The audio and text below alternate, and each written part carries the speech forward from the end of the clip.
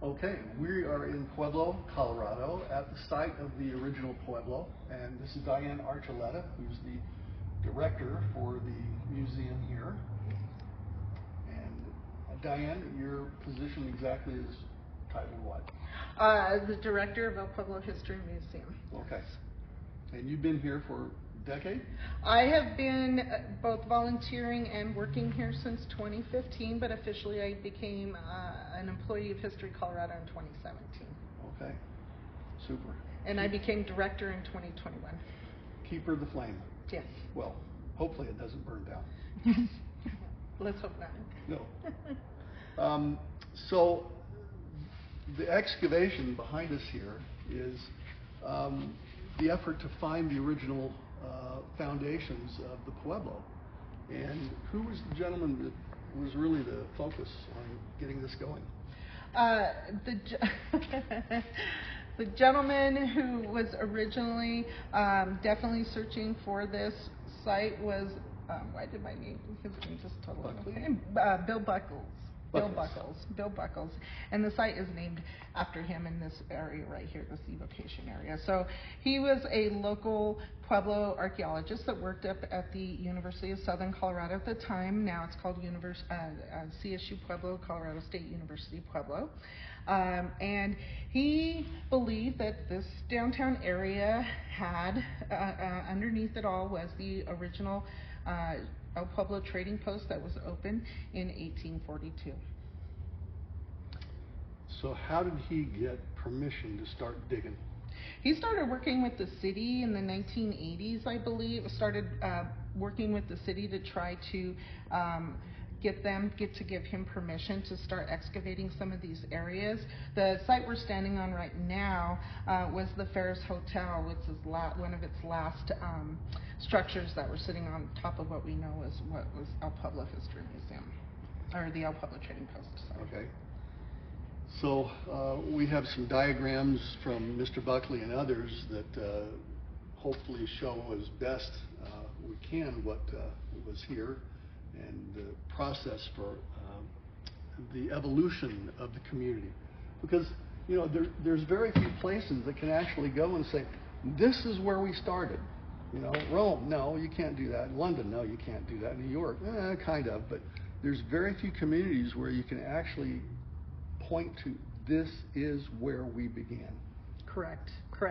The El Pueblo Trading Post was one of the first original structures here in what is now known as Pueblo, Colorado. Of course, we know this was the traditional homelands of the Arapaho, the Ute, and the Jicarilla Apache tribes here in this region. But there were a group of businessmen, Hispanos, and a freed black slave who James Beckworth, who came to this region and wanted to open their own trading post here. Probably the biggest draw for them was that this region was sitting right on the crux of the Arkansas River and the Fountain River, and so plenty of access to water.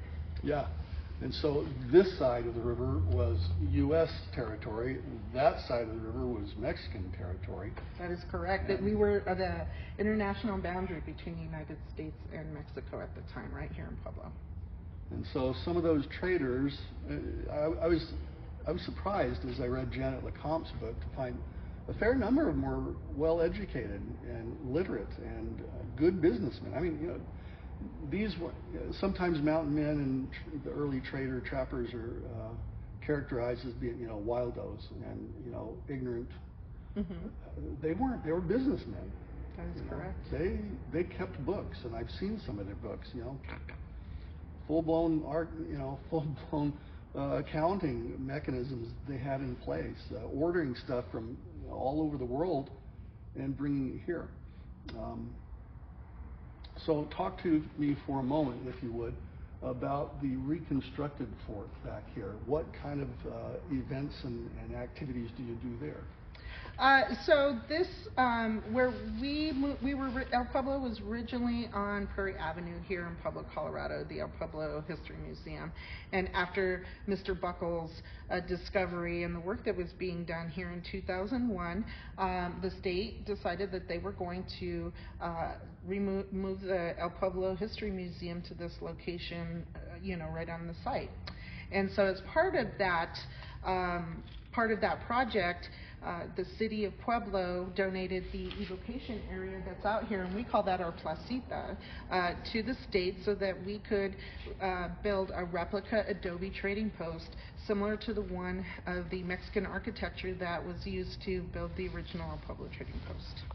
And in that trading post, we wanted to educate our public, our community, about Pueblo's history and its roots in this particular trading post. And so the types of activities that we have out here really in so many ways trying to educate both adults and children.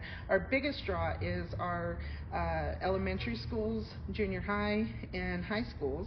And we take them through each room and we talk about what it was like to live in this trading post. It wasn't necessarily a family living there. It was a whole bunch of families, a whole bunch of people. And it also provided refuge for people traveling through the area to come and get their horses reshoed, to get some rest, to pick up some new supplies wherever they were heading next. El Pueblo was that place. But El Pueblo was also a community itself too. There were people like Teresita Sandoval, who we credit as being one of our founders. She is a Hispano woman from northern New Mexico who moved up here with her partner to help establish this trading post as well. Andrew Barkley. And so what we try to replicate is the style of what the resources were that people had to work with at the time. Obviously, you couldn't go to the store and buy a coat. You couldn't go and buy a blanket. So we talk about what it's like that to use natural resources in our school tours when we bring people through these through the trading post. That could be tortilla making. That talks about the family life that was occurring there at the time. We talk about the adobe and how it was made and maintained by the women who were part of this trading post. We talk about the agriculture, about the farming that happened here. We talk about bison. They were a big obviously a big natural resource. Teresita and her partner actually ran a bison farm here. And so they traded buffalo robes. We talk about the Native American women who were weavers, who sewed blankets. We have some authentic looms in there where you can see exactly how they were using these tools to make commerce. And that was the whole point of the trading post. Was to create commerce and to create an entrepreneurship that you couldn't find in this area because it was not widely populated with resources that you might need. And actually, Native Americans were probably one of the major, customers of the trading post as well. I've been surprised by how much commerce came this way. Again, it wasn't one of the official trading posts by one of the major trading companies like Hudson Bay or American Fur Company. These were independent guys. They decided to go out on their own and do their own thing. Absolutely. And furs were a big part of that trade, as well. One of my favorite pieces in our trading post is a brick of Chinese tea. And that made its way all the way here. And people are surprised when I pull out this brick and I ask anyone, can you tell me what this commodity might be? And people are like chalk and it's just a big black brick of black Chinese tea. Yeah, compressed tea. And people are astounded that things like that made it this far out west and made it to El Pueblo. Yeah, once you start studying the trade that went on and the I don't want to say indigenous tribes. I'm not necessarily First Nations. How do you properly refer? I would refer to them as the indigenous people of the lands. Yeah. Indigenous peoples. They've established trading. We've got West Coast abalone shells all the way back in New York. Absolutely. And south, north, east, west. The trade that's what humans do. We trade. Right. And even though this may not have been part of the Santa Fe Trail, but they did replicate what at Bent's Fort, what the Bent brothers tried to establish there in eastern Colorado too. And so that was, what, 30 miles from here, Bent's Fort. And so definitely there was some, inspiration being drawn from either side. El Pueblo was more of an independent trading post. However, they still had a big influence in the area.